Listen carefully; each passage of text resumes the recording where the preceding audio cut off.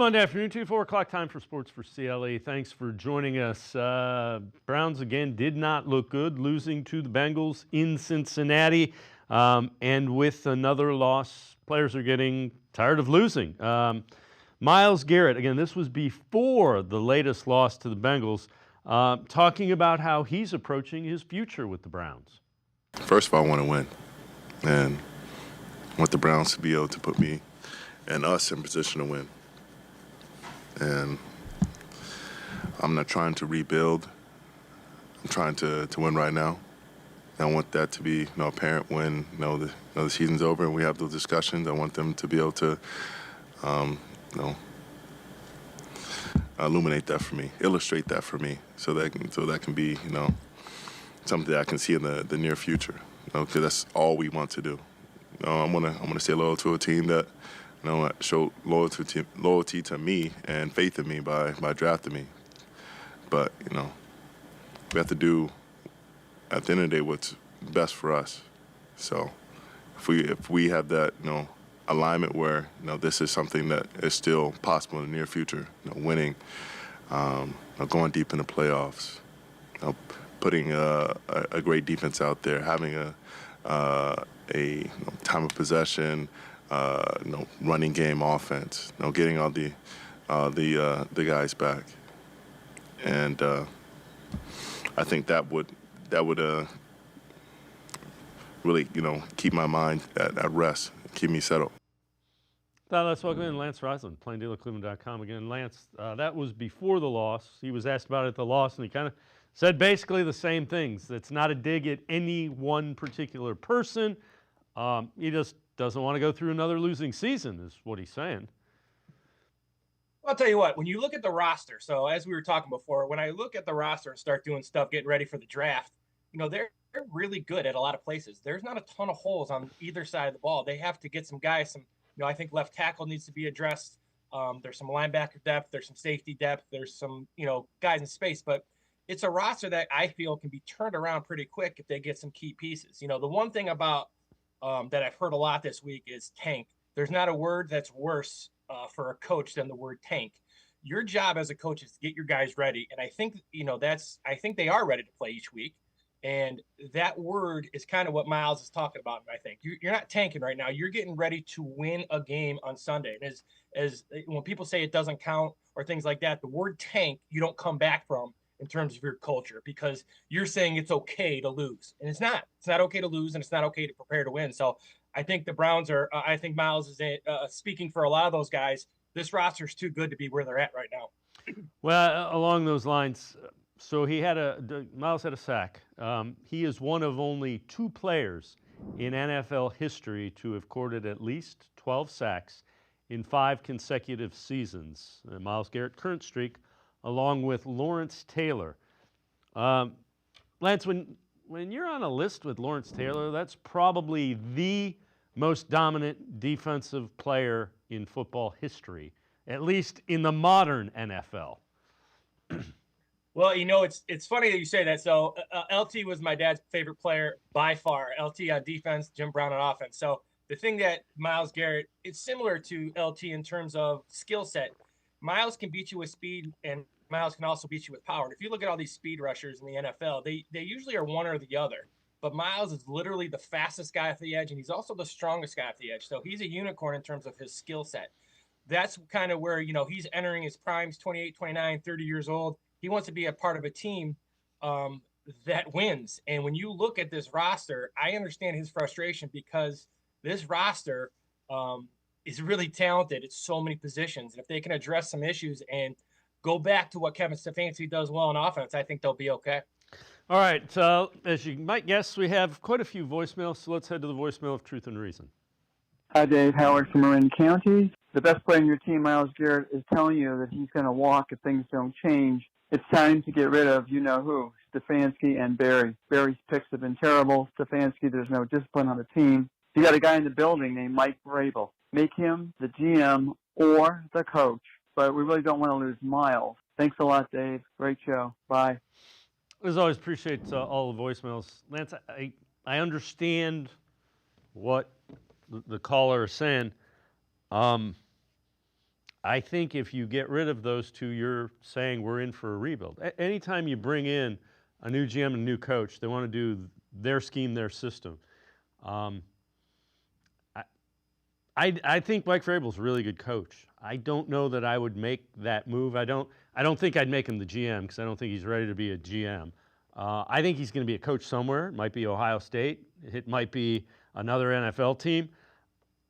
If you get a new coach, you are tearing it down and backing up the timeline a couple of years, and that might make Myles Garrett and a Denzel Ward more apt to leave. I can't argue with the penalties. There's some things that aren't going well. I agree with you. I think the error in looking back at it is they got away from Kevin Stefanski's offense to play to Deshaun Watson's strength. I thought it was a good idea. Man, was that a bad idea. Well, I think you said it best because, a lot of people are saying it should have never happened. I was very excited about the trade too. I was also a Baker Mayfield fan, and I thought Baker fits this style of offense really, really well. Whatever the disconnect is there, we'll never know. That's inside the building. But I will say this. When you lose, these type of things happen. When you lose, all of a sudden you are undisciplined. When you lose, all of a sudden you've lost control of the team. I don't really think that's the case. They've lost, and all those things kind of get magnified because of how poorly you're playing. We've seen Kevin Stefanski have a really detail-oriented. I watch their practice all the time. They're organized. They know what they're doing. I would like them to be a little bit more physical in practice, so maybe that's something they address. I think that has to do with some of their injuries. But I think you said it best. When you get rid of the GM and the head coach, you are starting over. And the easiest thing to do is to start over. And people are like, I don't agree with that. But that for me was, you got to stick through the hard times too. And I know the Browns fans have had lots of hard times. But again, I think the pieces are there. They just have to figure out what they need to get over the top. This roster is not bare. You win with people. The Browns have people. They got to figure out how to put them in the right spots with coordinators and schemes, et cetera. But the players are there. They have to figure out how to get this going. But I'm in agreement with you. I don't think starting over is the right call. These guys have proven. I think you give Kevin Stefanski, you say you call the offense. You do what? The reason Kevin Stefanski got hired is because of his offensive prowess. Yeah, I would agree. All right, this is going to be ugly. We're going to look at some of the things from the Browns-Bengals game, a film breakdown video review. First on this list, and I couldn't agree with you more, left tackle is a position of need. Take us through that and what your thoughts are here. Well, you can see here, Ifedi just gets beat off the edge. Now, I think Ifedi's a great swing tackle. I think he can play both. He's aggressive. He can play both the right tackle. He can play the left tackle. But he has struggled when he's the guy. And obviously, Hendrickson's not a guy you want to leave one-on-one out there. But they did a good job of chipping. Once again, the lack of offensive identity just kind of puts him in this run first, run second, throw third, or always be in long yardage situations. So there's nothing for these defensive linemen to do besides just rush the passer. If you look at Hendrickson here, he's not playing the run whatsoever. He's pinning his ears back, and he's coming around the corner. And the Browns have to address left tackle. I think DeJuan Jones can be that guy. I think DeJuan Jones needs to get himself healthy, get himself in great shape. We all saw him play at a very high level when in shape and not injured. So I think, again, going back to they're close, there's a guy on their roster that I believe can be their franchise left tackle if he's motivated, if he's coached well, and he's in shape. All right, second thing on this review segment, gap concepts can be an issue for aggressive defense. Take us through this one. You're going to see a counter here, a little pin and pull here from the Bengals. And what you're seeing here without the offense, this is a complementary defense. So this defense is based on creating havoc, creating mayhem in the backfield. That works a lot better when the offense is scoring points because then the opposing offense has to throw the ball and do things. Right now, because the Browns are a gap-penetrating team, a lot of teams are letting them go. And when you let them go, this play runs a couple times, watch as the lineman gets those linebackers because the defensive linemen aren't holding their guys. So when you hear the term two gap means that you are attacking the lineman in front of you. The Browns don't do that. And as you can see, this play runs over and over. The offensive lineman immediately get to the second level, which is okay if you get tackles for a loss, if you get sacks, and the offense is scoring too, because then you're playing complementary football. If not, you get trapped, you get walled, and you have runs like this because of the fact that they're a penetrating team. All right, and the third point of this, and this one I agree with you wholeheartedly. They lack an offensive identity, and right now they're not. The penalties say they lack discipline. We'll just put that out there. So take us through those. Well, you're going to see so right here, you're going to see this is a design counter run for DTR. Great run, great concept. And then all of a sudden, now they're in empty. And this is where he's not great. He gets sacked here on a 2nd and 6, 2nd and 4. I think that should be a rundown for DTR. And now it's 3rd down, and they do a good job of chipping. But again, Cincinnati just gets to come. So what these clips tell you is that there is really no offensive identity right now. Okay, then you get the lack of discipline. And this is the shot play at the end of the game to Chase because of the fact they jumped off sides. Now, those things need to be corrected. However, again, when you're an aggressive defense and you're working on, that's the job of those defensive linemen is to react to the those aren't a big deal. They had those when they were winning last year. But the thing is, when you're winning, it kind of hides stuff. So they have to figure out what their scheme is going to be. And I think the scheme is there. It's the scheme. Even if Deshaun Watson gets a chance to be the quarterback, make Deshaun Watson be Kevin Stefanski's guy. And I'm not, I don't deal with the money. I just deal with the idea of what I see on film. Kevin Stefanski has proven he can win when he runs his stuff. Underneath center, in the gun, multiple formations, heavy personnel, gap and boot personnel, weak zone. The formula is there. Some people don't like it. That's how the Browns are built. So they either got to make the commitment to totally changing it or go back to what they were successful with. Lance Reisland from the Plain Dealer and cleveland.com and I are going to step aside, take a quick time out. Other side of the break, we're going to talk a little bit about quarterback. We know that has to be some questions that are answered. We'll also head to the voicemail of Truth and Reason. Sports for CLE. Be right back. Stay with us. Ted. Hi, Betty. Oh no, you wrapped yourself into a daze. Holidays. You need a break, so I got you Ohio Lotteries home for the holidays and Merry Money Scratch-Offs. You could win up to $500,000 or $1 million. Oh, thanks, hon. And they have games on the back. Has anybody seen my glasses?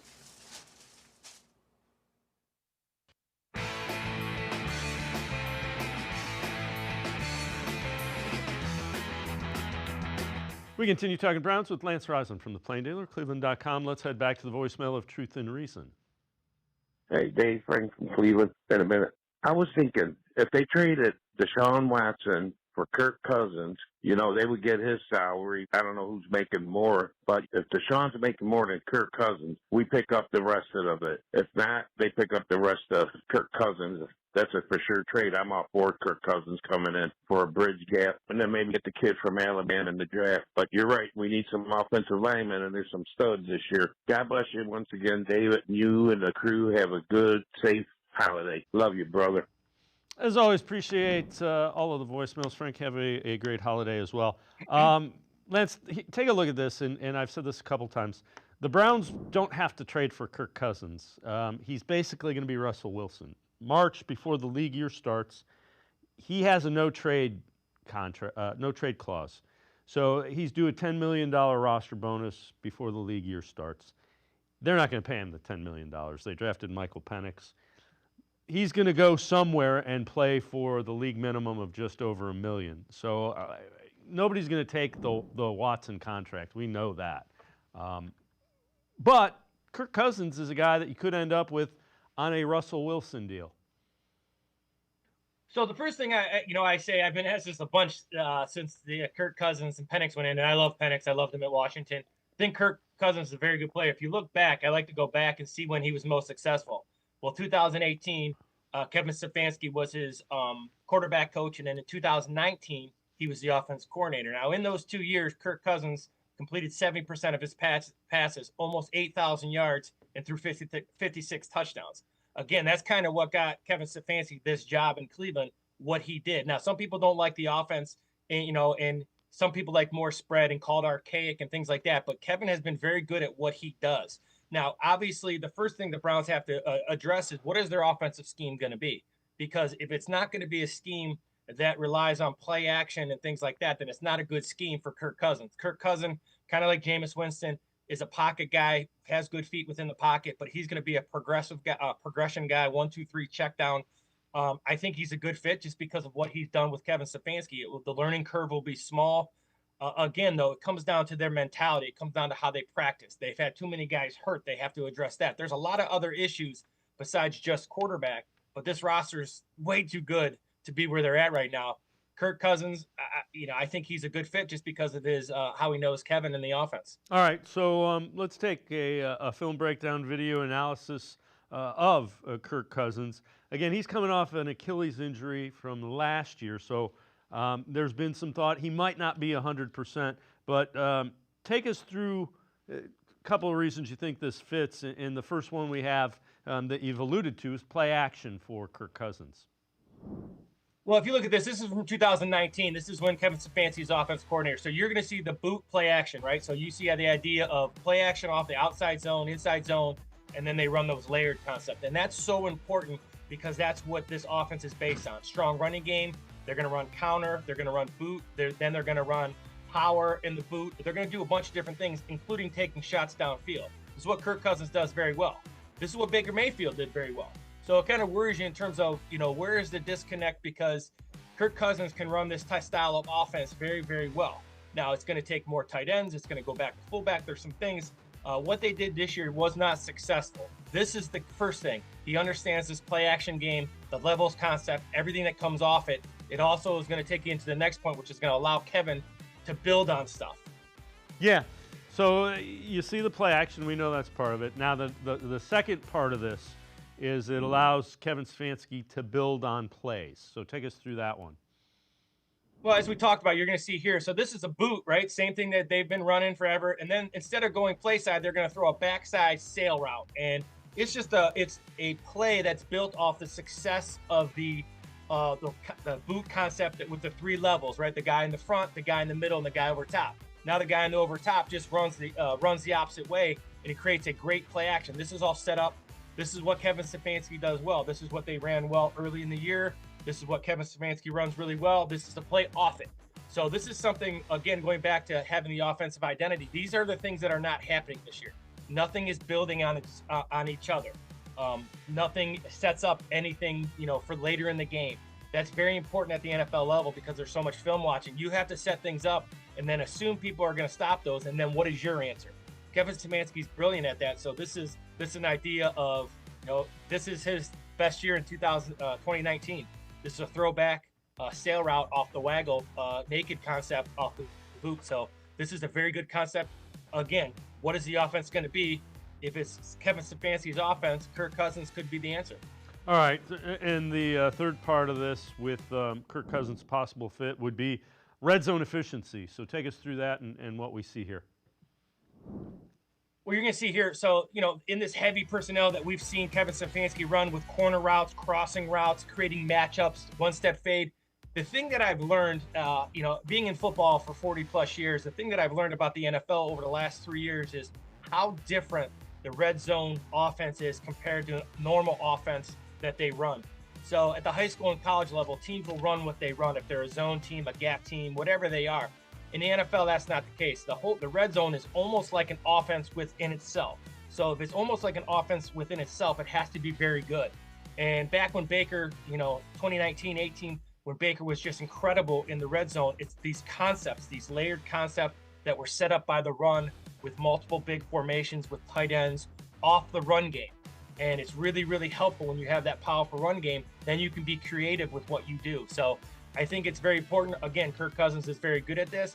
I think a lot of quarterbacks can be good at this. I think Deshaun Watson could be good at this. I think they just have to figure out, this is who we are. This is what I do as a head coach. And I've said it to you for months. The big thing is not what you know, it's what you can fix. This is what Kevin Stefanski knows. And if he's your head coach, let him do his thing. Yeah, and to your point, they clearly couldn't fix what was going on with this hybrid type of offense. This is interesting as well. So Darryl Ryder, Browns beat reporter, tweets this out. Browns ownership's paid over $100 million per victory this season. That's astounding. It's a very high-priced roster that has not performed the way they thought it would. Well, obviously the trade for Watson and how much you're paying Watson, that's the key, right? So everything kind of goes back to the quarterback at all levels of football. But when they went and got Watson, we all thought it was a good move. I know I did. I thought Watson in 2020 is some of the best film I've ever watched in my history of, watching film for 40 plus years. So Watson has been he just hasn't panned out for whatever reason. Not all his fault either. And people want to put 100%. It's never 100%. Success or failure is never 100% for the quarterback. Football is a team game. However, they paid him a lot of money and it hasn't worked out. So it looks bad now. But that's all hindsight. And that's what football does. Football is a very emotional game. People have a lot of varying opinions. My thing is, as long as going back to Myles, as long as they're trying to win and they are preparing to win each week, then I think you can turn this around quickly. It'd be different if the roster was horrible. It's not. They have some pieces to fix and some decisions to make, but they also have some very good players at all three levels on defense and on offense too. Lance Reisland and I can step aside, take a quick time out. Other side of the break, we'll take a look at some of the keys to Ohio State's win over Tennessee over the weekend. Sports4CLE will be right back. Stay with us. Come back to go forward. Back to learning new things. Back to pursuing your dreams. Tri-C has flexible learning options to fit your life. And every year, more than 1,000 local companies provide Tri-C students with real-world learning.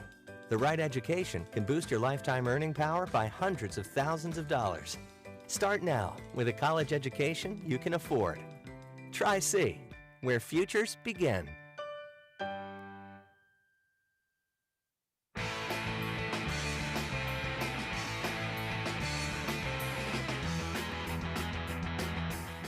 We continue with Sports4CLE, and we turn our attention to the Ohio State Buckeyes' impressive win in the college football playoffs over Tennessee. Lance Reisland with a film breakdown of some of the keys to that victory. And Lance, we had talked last week, Buckeyes needed to play to their strengths, and they did. That was really the big key. So take us through what you see there. Well, it's funny. Sometimes the scouting report works, sometimes it doesn't. So this is just a zone play with a quick hitch, and this is getting the ball out. You have a good run play called. Then they have Jeremiah Smith, players over plays, right? This is first down. Just take a shot to your best football player. I think they did a great job. And then they were creative. If you look in the slot here, you're going to see Jeremiah Smith come around. Again, knowing you're going to get man coverage. You had a run play called, but that's okay. Now it's a boot. They just did a really nice job. Now they got both backs in. This is a counter flat screen RPO. So again, just taking advantage of getting both your really good backs. Again, going back to this first play, what they did was they had some success running the football. There was no question. They had some success throwing the football. But the best players touched the ball. Smith, Mbuka, you had Travion Henderson, Junkins. These guys are all in the game. They all made plays, and that's the key. So even though it had nothing to do with their toughness. And this was my favorite play because this is a counter power run play. But then if they're not going to honor it, then you just flip the ball to one of your best players. So it's the idea of still being physical, but doing what you do best. And what they do best, what Chip Kelly does best, is he gets the ball out on the flanks. So again, instead of running the ball 14 times inside at the tackles like they did against Michigan, they got the ball out, especially on first down. And they gave themselves some options on first down, either run the ball or throw a quick screen or get the ball out and things like that. So I was just really impressed with how the plan of Chip Kelly on we're going to run the ball, but we're going to play to our strengths, which I thought this game plan would have been very, very good against Michigan. This is not this is who they are. It's not all finesse, but there's some finesse factors. And part of the finesse is they're great skill players. So who cares? Get the ball out to your great skill players. You got a chance to win the national title. Yeah, I'm with you. The thing that everything there appears is they got their ball to playmakers in space. And if they do that, they're in the team really in the country that can match up with them. Maybe Oregon. But I still get the ball and let them worry about how to tackle these guys in space. Your second thing is probably even more important. They controlled the line of scrimmage both sides of the ball. So take us through that. So right here you saw a sack. There's a number of sacks, and they just absolutely destroyed Tennessee up front. So the defensive line won it. Now you're going to watch this next play. You're going to see the left guard right here. Watch him come down on this touchdown run and him just absolutely destroy the 3 technique, or the 2-eye, for Tennessee, and just open a gaping hole for Henderson, who just makes a great cut through the A gap for a touchdown. The thing that throwing the ball on first down did is it loosens up the defense. Now the defense, because of the balance, it makes them have to play true, maybe have a 5 or 6 man box and not a 7-man box. But it really makes them play both because the Buckeyes can do both on offense. Now, this is Montgomery. This is a kid who's in there, and you can see the strength. These are all 4 and 5 star kids who have a ton of talent. And when you run the ball, you throw the ball to set up the run. And that's what the Buckeyes are, because now they are physical, but maybe they're not physical where, Michigan's going to run the ball if there's 10 guys in the box. Ohio State, that's not their style. So if they get 10 guys in the box or 8 guys in the box, they'll throw it out on the flanks, and that's okay. But their toughness and that defensive line especially controlled Tennessee, and Tennessee's had some really good offensive shows and things they did this year as they broke down the film. So this wasn't a fluke. I know the back, Samson was hurt a little bit, but they had a bunch of backs to touch the ball. This was a physical domination up front by both sides. Yeah, and the thing, Lance, that defensive line and defense in general set the tone early. The first quarter, Tennessee, they were moving backwards, and I think they rattled the quarterback. I think they hit the quarterback a couple of times, and he was sped up a little bit. I was impressed with Amaliava, his ability to run. I really was, and I think he's going to be an outstanding quarterback moving forward. But again, Ohio State played free and easy. Now the thing is, Ohio State going into Oregon, if you look over the last couple of years, especially going into that Michigan game, if you have the same approach each week. So each week, it's kind of like that boring Belichick way, right? Each week is the next week. And when you do that, you don't have to do anything special. It's like a high school team making the playoffs. You can't do anything special because the kids know. It's just like, those are young kids in the NFL and in college. So you have to approach those games, every game the same. Now, it looked like the Buckeyes did that. They got really physically dominated by Michigan and then did the same thing to a really talented Tennessee team. So they have to play free. They have to play easy. They have to not say, we're going to be tougher than the other team. Play to your strengths, play good defense. They got a chance to win it all. They're as good as any team in the country. That version, the version against Michigan, will struggle against all the teams left in the playoff. But that version against Tennessee can win a national title. Lance Reisland from the Plain Dealer, cleveland.com, as always. Great stuff. Appreciate the time and the insight. Thanks very much, Lance. As always, thanks for having me. Lance Reisland, make sure you check him out. Always really good film analysis, video breakdowns. We are going to take a quick time out. Other side of the break, we'll continue talking Ohio State football. Stephen Means, Buckeyes beat reporter from the Plain Dealer, cleveland.com. Straight ahead on Sports4CLE. Stay with us. The Ohio Lottery Partners in Education program is dedicated to recognizing exceptional students, teachers, and schools throughout Ohio. Scan the QR code on screen to nominate students and teachers as Academic All-Stars and Teachers of the Month. They must be currently enrolled or teach in grades K through 12. Is your K through 12 school developing students' literacy skills to achieve success in reading? If so, you can nominate your school for the School of the Year. Students can win $100, teachers can win $500, and schools can win $2,500. Scan the QR code, fill out the forms, and nominate deserving students, teachers, and schools today. The Ohio Lottery Partners in Education program takes pride in honoring exceptional students, teachers, and schools across Ohio. Submit your nomination today. It's fun, fast, and free.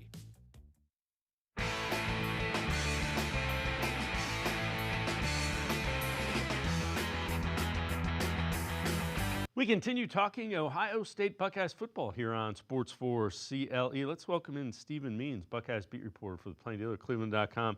So, Stephen, we'll get into Oregon next segment, but for this segment, what did you see from Ohio State against Tennessee, and what was the biggest difference in the Buckeyes when you watched them out on the field?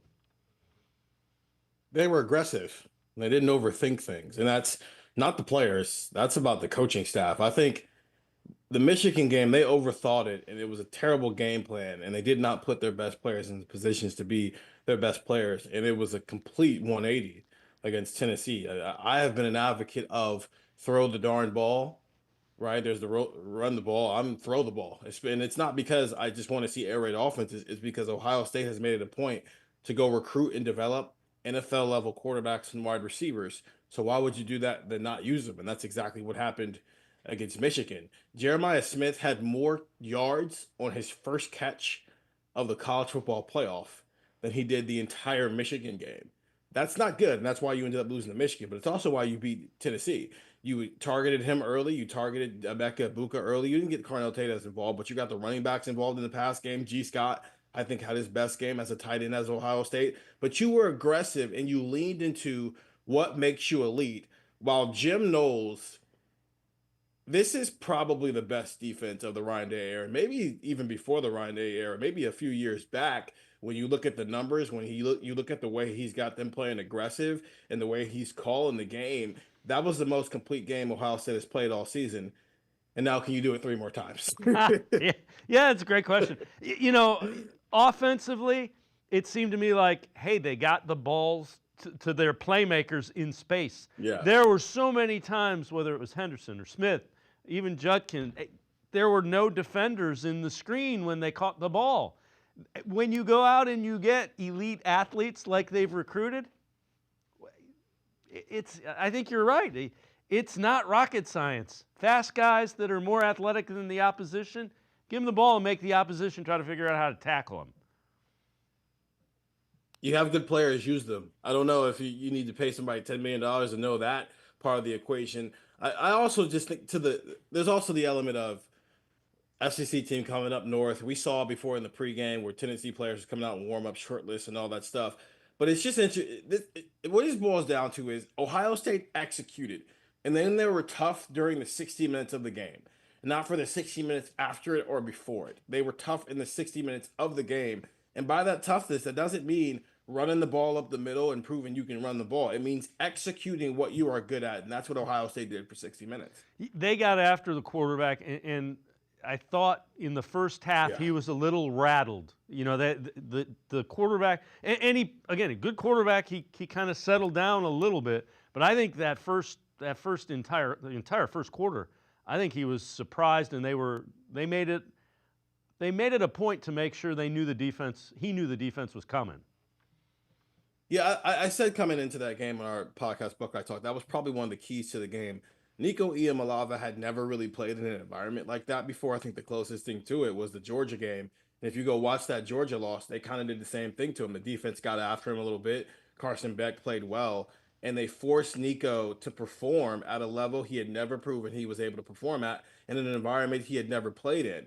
Now take that, make it 40 degrees colder, and make the stakes a lot higher against a team in another conference who was angry and desperate coming into that game. When Ohio State took the ball first and went and scored and put Tennessee in a position where they had to go score a touchdown, or they were at risk of going down 14-0, and then they went down 14-0, and they had to score a touchdown, or they were going to go down 21-0, and that's what happened. They were down 21-0 with 6 minutes left in the first quarter. That's the hottest start Ohio State's had our season. So the combination of they came out aggressive, which required Josh Heupel to lean on a quarterback who maybe isn't ready to be leaned on quite like that. I think Nico's got a bright future, but that's a lot to ask a young quarterback to be able to thrive in a situation like that, and he wasn't ready to do so. And that's advantage Ohio State, especially when you're playing at home. All right, I know you wrote an article, one person standing in the way for Ohio State national championship run, Ryan Day. So just take us through that article and kind of the thought behind it. Yeah, let's just go back to the reason Urban Meyer hired him as his offensive coordinator in the first place. Remember the last game before Ryan Day became a coach here in any capacity? That was a college football game against Clemson in the Fiesta Bowl, where Ohio State lost 31-0 after spending the entire year hearing questions about how bad the quarterback development was with JT Barrett, and it felt like he had stagnated. The offense was essentially Curtis Samuel or nothing. They needed fresh blood. They needed someone to come in here and be innovative and creative. And they went and got Kevin Wilson, but he also went and got Ryan Day, who was at the time with the 49ers as a quarterbacks coach. And immediately we saw an uptick in quarterback play. JT Barrett had his best and most efficient season of his career. The offense looked better. And then a year after that, in 2018, Dwayne Haskins throws for 4,000 plus yards and 50 touchdowns and resets the Ohio State passing record books. Those two things brought Justin Fields here. And we saw how that went. We saw how the CJ Stroud went. We saw how the Georgia game went, and that solidifies CJ Stroud as a top 3 NFL draft pick. And we see what CJ's doing now in the NFL. That's the version of Ryan Day that Gene Smith hired. That's who people got behind. And for whatever reason, after that loss to Michigan in 2021, where if you go rewatch that game, he looked shell shocked that it happened. He hasn't been the same coach at times. He has approached games conservative and not necessarily played to win, but to play to not lose in the big moments, which has led to the 4 straight losses to Michigan. And it's like, where did the version of Ryan Day that Gene Smith thought was the perfect person to succeed Urban Meyer as a head coach, where had that guy gone? And it finally hit its tipping point with the 4 straight loss to Michigan, to where, as we were talking about just now, they approached that game as if they had already tucked their tails and they were trying to prove something that nobody was asking them to prove. So the crux to that article is get back to the reason you have this job. And if you get back to that reason, mixed with this roster, this personnel, this coaching staff, and what you guys can bring to the table, it's very easy to see them making a run at winning a national title. Now they got to get through Oregon, which I think is the only team who can look them in the eye at this point. But what we saw on Saturday, that's the real version of Ohio State. That is the real version of Ryan Day. Not this guy who's been masquerading around as Ryan Day ever since he lost to Michigan 4 years ago. All right, another article that you wrote. Will Howard, new standard for himself as Ohio State's quarterback, creating a new challenge. Take us through that. Yeah, Ohio State puts up Heisman Trophy NFL draft picks. That's what they do. And Kyle McCord obviously was not quite at that level. And he obviously was not the runner that Will Howard is. And so they moved on from Kyle McCord and brought Will Howard in. And there have been questions about whether or not Will Howard is built for this moment, whether or not Will Howard can be one of the reasons they win. And we've seen good moments from him. I think the first time they played Oregon, he played exceptionally well. And I think went blow for blow with Dylan Gabriel, to the point that I thought as long as Ohio State took care of business the rest of the season and got to Indianapolis, whoever won round 2, their quarterback was going to be in New York as a Heisman Trophy finalist. Dylan Gabriel did his job and got to Indianapolis. Will Howard did not. And so he did not get to Indianapolis. And so Dylan Gabriel gets the spot. We've seen the best of Will Howard. We've also seen low moments. You remember that Penn State game and the Michigan game, 2 games where when it's an emotional attachment for him, sometimes that can get the best of him. Can he channel his emotions the right way? I thought on Saturday he did that. You saw the emotion, you saw the fire that fans have come to know and love about him, but you saw it channeled the right way. You saw him executing 24 of 29 for 311 yards, 2 touchdowns, and a pick that I don't think anybody cares about, because 9 times out of 10, Jeremiah Smith come down with that ball. But also kudos to the Tennessee player for making a great play on the ball and 37 rushing yards. That's it. That's the bar. If Ohio State's quarterback is going to lead this team to a national title, that's his bar, because Ryan Day and Chip Kelly have to be aggressive with the play calling. Will Howard has to be able to execute that aggression the right way. He did it once. Now he's got to do it 3 more times. And the level of quarterbacks he's going to be going up against is going to take a significant upgrade over the next 2 rounds if this plays out the way we think it's going to play out. Stephen Means, Buckeyes beat reporter for the Plain Dealer, cleveland.com, and I are going to step aside, take a quick time out. Other side of the break, we turn our attention to Oregon, up next for the Buckeyes in the college football playoff. Sports4CLE, I'll be right back. Ted. Hi, Betty. Oh no, you wrapped yourself into a daze. Holidays. You need a break, so I got you Ohio Lotteries home for the holidays and Merry Money Scratch-Offs. You could win up to $500,000 or $1 million. Oh, thanks, hon. And they have games on the back. Has anybody seen my glasses?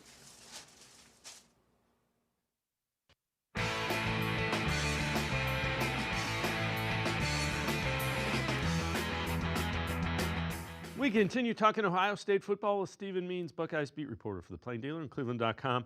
So, Stephen, when you look at Oregon, a team Ohio State lost a close one with during the regular season, expectations heading into the rematch?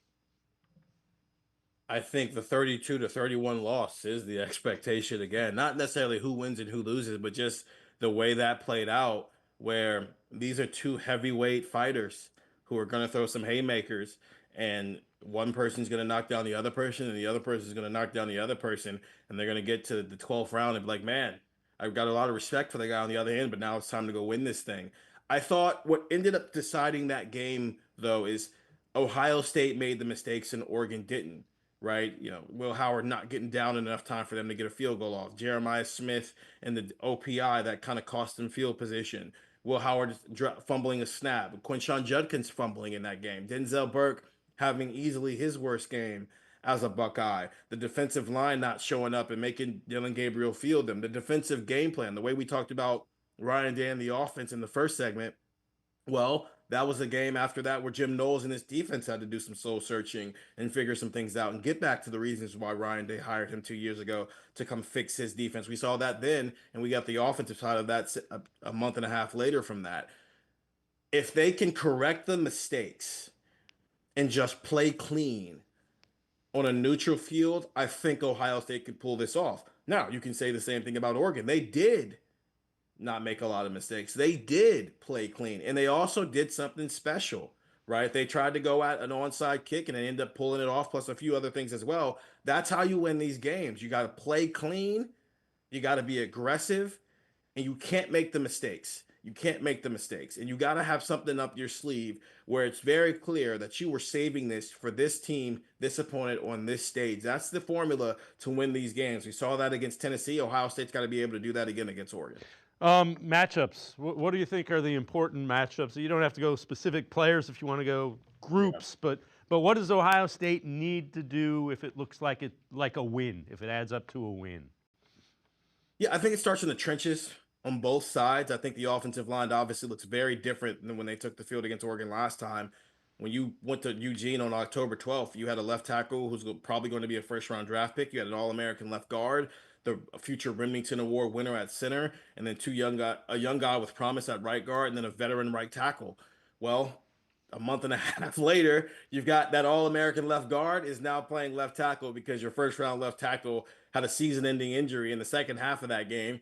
Your Remington Award-winning center is rolling around in a scooter after tearing his Achilles. And so now your guy who was a starting center last year, who of course had to play left guard at one point this year, is now playing your center position this year. Meanwhile, at your guard spots, you've got a rotation between that young guy who had some promise, Integra Shapola, but hasn't been all that great, and two other young guys with promise who are all rotating through those spots. So the only consistent thing you have is the guy who's been your veteran right tackle is still your veteran right tackle. The other four guys look grossly different than when they did the last time you played this team, while Oregon has four guys up front who are elite, one of which didn't play in the first game, in Jordan Birch, and he's expected to play in this game. So can Ohio State's offensive line hold up the way it did against Tennessee? And also can Ryan Day and Chip Kelly scheme up some things? I think it starts there, but you can flip it as well.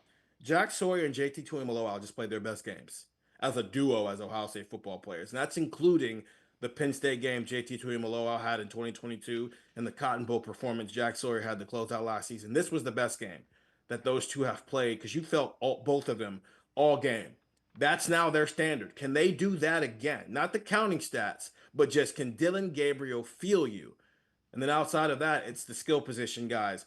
Was Denzel Burke's bad game a fluke? And if so, maybe we see a better version of this Ohio State secondary. While I don't know if anybody has an answer for Jeremiah Smith and Emeka Egbuka and Cardinal Tate, but Oregon has the best case of having any level of an answer for those three. When you look at Oregon, what concerns you most if you're Ohio State? If you're in those meetings, what about the Ducks? Is like, man, we can't let them do this.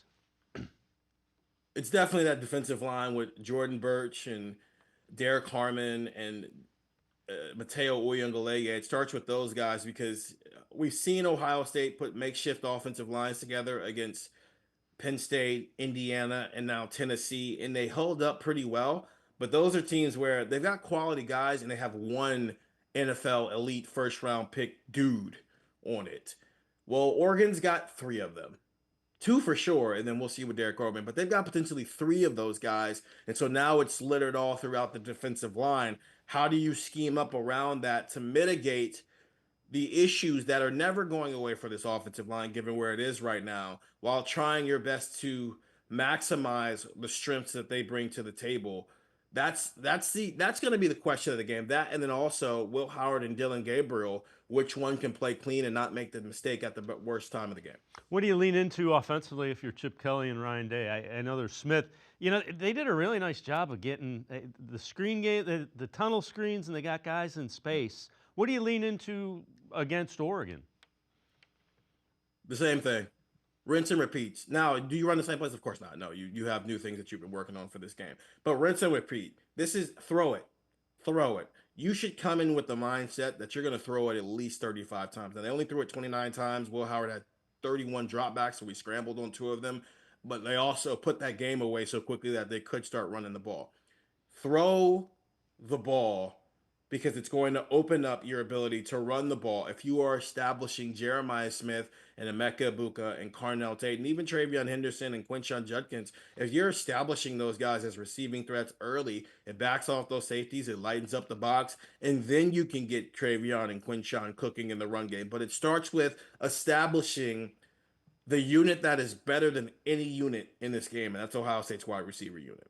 So we've seen 4 college football playoff games. Penn State and Ohio State kind of ran over opponents. Yeah. You heard a lot of grief given to Indiana. Upon further review, that was pretty close. It's intriguing. They have to do some tweaks. I still can't, for the life of me, figure out how you think Boise State and Arizona State should have byes. But maybe I'm nitpicking at this point. Yeah, I mean, we got to remember, this is our first time going through this. And so there are some things you can't learn until you see how it plays out. Because had Kevin Jennings not thrown a couple pick sixes early and executed a 4th down play where the guy was open in the end zone and Kirk Signetti not kind of tucked his tail early in that game, we're talking about a different weekend, right? I don't think anyone's talking about blowouts. There's just 1 or 2 plays that happened that created an environment where you ended up with 3 blowouts in another game that probably should have been closer than it was with Texas and Clemson. But it's first run through it, and they'll tweak some things. Probably going forward, you need to put yourself in a position like how the NFL does, is if you're going to give conference champs a bye, which I don't think was a crazy idea that, hey, you were the best team in your conference this year, you deserve a round off. I don't think that's a bad idea. I also think there's a good idea to reseeding. Right? I don't think, okay, if you don't want to give the buys, maybe you just pick the 12 and then you rank them based off of how think you good those 12 teams are. There's a lot of different things you can do, but I don't think it's because there were blowouts. There have always been blowouts. 19 of the 30 games from the 4-team college football era were decided by 17 or more points, and that includes 7 of the 10 national championships. Blowouts happen in football, but I do think there are some tweaks that need to be made simply because Oregon's reward for being the best team all year shouldn't be having to play Ohio State as their first college football playoff game. That's where you got to maybe fix some things around here because Oregon deserves the easiest path because they earned the easiest path because they're the only undefeated team in college football. So there's tweaks to be made. But I thought for a first run through, it looked pretty good and it allowed everybody to, validate whatever narratives they already came into the weekend thinking. Stephen Means, as always, great stuff. Appreciate the time and the insight. Thanks very much, Stephen. Anytime. Stephen Means, make sure you check him out, plaindealercleveland.com. Really good insights about Ohio State football and the college football playoffs. We're going to step aside, take a quick time out. We turn our attention to the Cavs. Sam Amico from hoopswire.com, Full Court Cleveland, straight ahead. Stay with us. Come back to go forward. Back to learning new things. Back to pursuing your dreams. Tri-C has flexible learning options to fit your life. And every year, more than 1,000 local companies provide Tri-C students with real-world learning. The right education can boost your lifetime earning power by hundreds of thousands of dollars.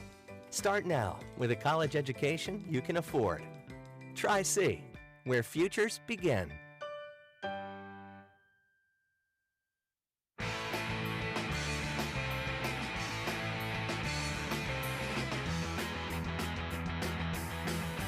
We turn our attention to the Cavaliers' NBA best record as they get set to host the Utah Jazz tonight. NBA Game Time crew talking about what they have seen from the Cavs this season. The biggest thing that's up is the wins. That's the one thing is, and they're looking like a team that can contend for a championship. What I love about it, like you said, they're playing extremely hard. The ball is moving. It's not where last year was pick and roll, pick and roll, pick and roll. It's kind of easy to guard them. Now it moves so much and so many people are touching it. They have a variety of ways they can beat you now on offense and on defense. How impressed have you been with the Cleveland Cavaliers this season? Now 24-4 in the year. I've been super impressed. I knew this team was good, but I didn't know if they could take this step. I didn't know if there was another level they could get to. I was really worried last year how did their playoff series. Maybe they had got as good as they could get. Maybe they had reached their ceiling. Under new management, things are going a little bit differently. Obviously, they had some talks in the offseason about we're going to restructure this offense and make it look a little bit different. The team has really rallied around that, and they're playing great basketball. Let's welcome in Sam Amico from hoopswire.com, Full Court Cleveland. Sam, the other thing is if something's not working and they're in the third quarter of a game, they're like, let's try this to see if we can. I mean, they have a big picture and they're playing a lot of guys, but they, within the framework of a game, do everything they can to win each and every game. Yeah, and that's probably been the big strength of this team. And Coach Kenny Atkinson has been their ability to make adjustments, not panic. That's the big thing Kenny Atkinson has talked about, is that these guys have remained calm. And big part of that's Donovan Mitchell. They don't get, worked up too easily. Kenny Atkinson said, really, the only guy who gets riled up is George Niang. Everybody else pretty calm and sticks with it. So when things aren't going well, and that's the sign of a winning team, really, is things aren't going to go well every minute of every game. So, we saw the other night they got down against Philadelphia, and it looked like, boy, this is going to be nip and tuck kind of game probably.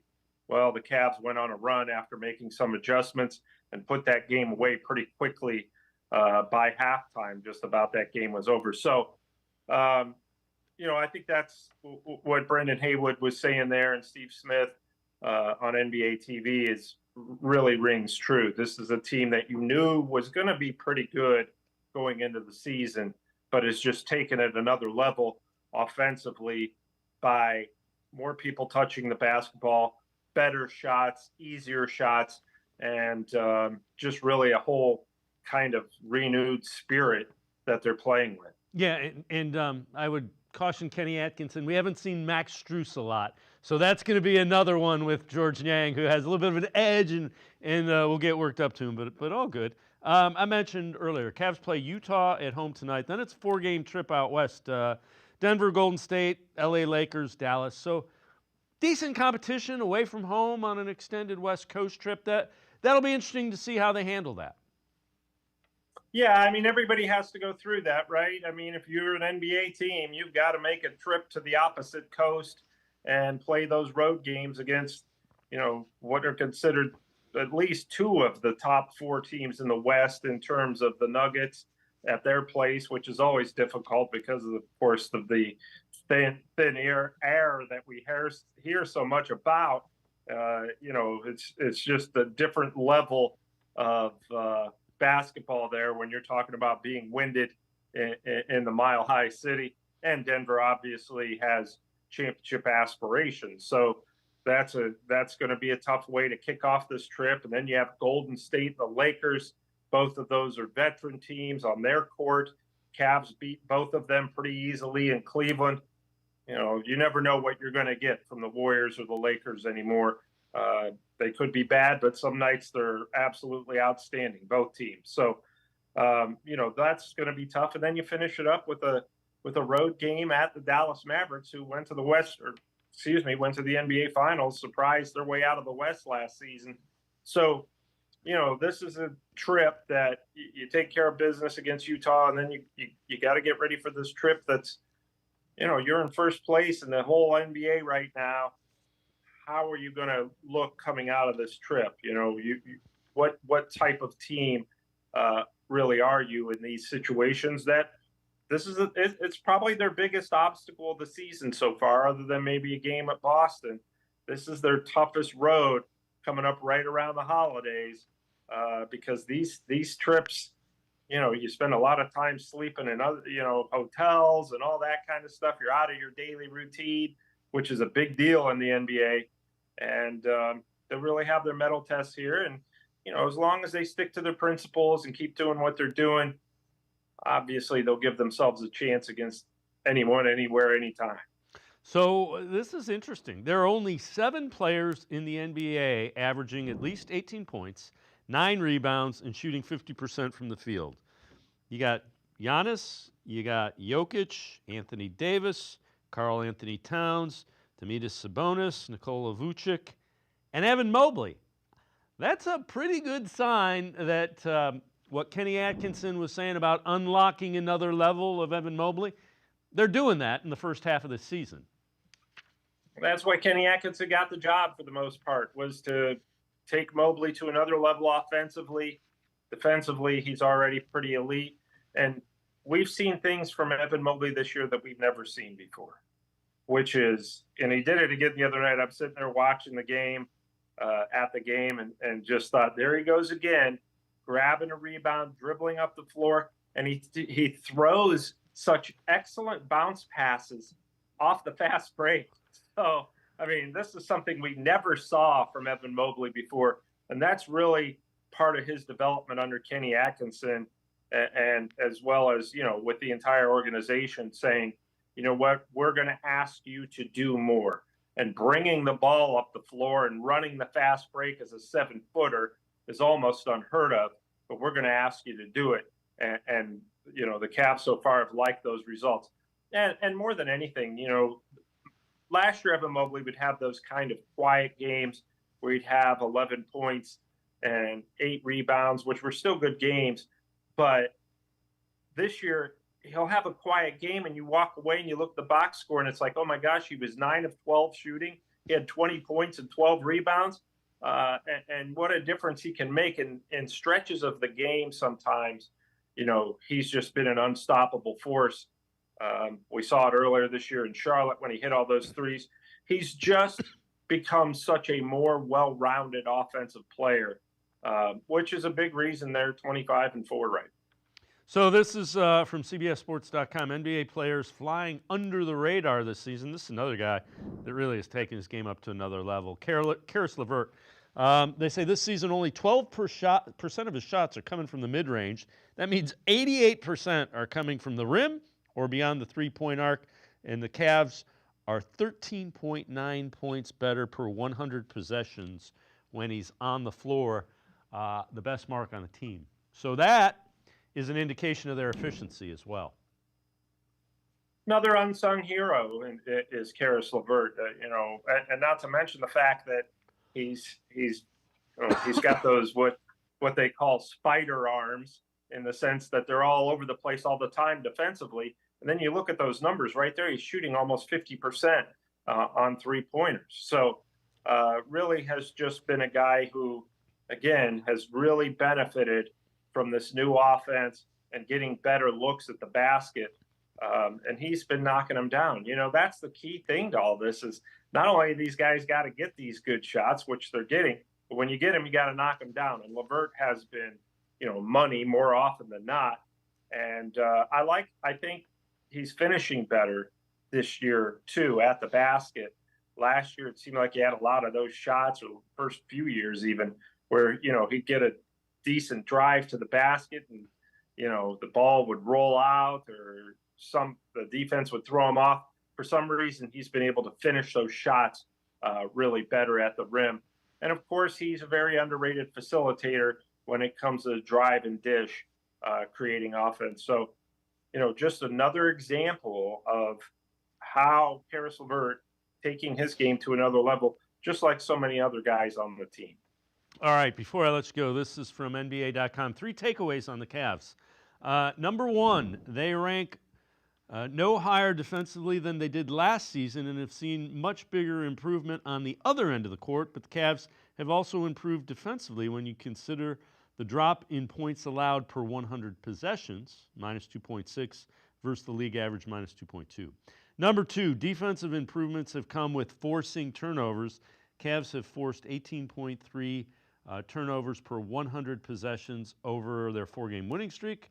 They've allowed just 96.3 points per 100 possessions in Mobley's time on the court. And 3, Max Strus made his season debut when Isaac Okoro was out with a shoulder injury suffered earlier in the week. Cavs played 10 guys in the win over the Bucks, and eventually Kenny Atkinson will need to make some tough decisions with rotation. League's second-ranked bench has been critical to the success of this team. If we start with the third one, you know, I know you cover the NBA more than I do, Sam. I don't think any coach in the league is going to complain, Man, I got too many guys that I got to find a way to put in the rotation. That is that's a first world problem. Yeah. Right. And at some point, and Kenny Atkinson has said, I'm going to have some conversations coming up here once, assuming everybody should get healthy at the same time. You've got, you just start with the wing position and guard position. You've got obviously Garland and Mitchell, the starters, but you've got Max Strus, Isaac Okoro, Karis LeVert, Sam Merrill. So, there's only so many minutes to go around. And I'm probably forgetting somebody in there. Jalen Tyson, the rookie, has looked good in his minutes, in his limited minutes, but, he probably fall out of the rotation entirely. And that'd be a good problem to have. You don't have to force your rookie into action. So I think that's part of it. And really, when it comes to defense, look, we always talk about how the wing position is so important in the NBA, shooting guard and small forward. Cavs have some really good wing defenders, and obviously Karis LeVert, Isaac Okoro, Dean Wade, who does a really good job defending the wing, Max Strus, who's a tough defender. So, and Sam Merrill has stepped up immensely in that area. And guys like, Donovan Mitchell, Darius Garland, Ty Jerome, those guys have all been stepping in passing lanes and getting steals. I've been impressed. Obviously, we just saw the numbers, but I've been impressed with the eye test for them when you're talking defense, because it's so much effort and being in position and playing smart. And for the most part, defensively, they have really done that. And now the numbers are starting to show that look, this team is not just an offensive juggernaut. They're starting to feel more comfortable as a unit playing defense on a string at the other end. You don't go 25-4 without good defense. Yeah, and the turnovers are huge, because those turnovers are leading to offense when you want to get out and run and shoot threes. So, I mean, it's Kenny Atkinson's plan is working. His other plan is be playing your best basketball in the playoffs. So let's hope he achieves that one as well. Sam Amico, as always, great stuff. Appreciate the time. Hope you and family have great holidays coming up here in the next couple of days. All right, Dave. Thanks for having me, and I'm guessing I'll talk to you again in 2025. Sounds good. Sam Amico. Make sure you check him out. Hoopswire.com, Full Court Cleveland. It's going to do it for this edition of Sports for CLE. We will have no shows the rest of the week because of holidays, so enjoy the holidays with your family. We will see you again next week on Sports for CLE.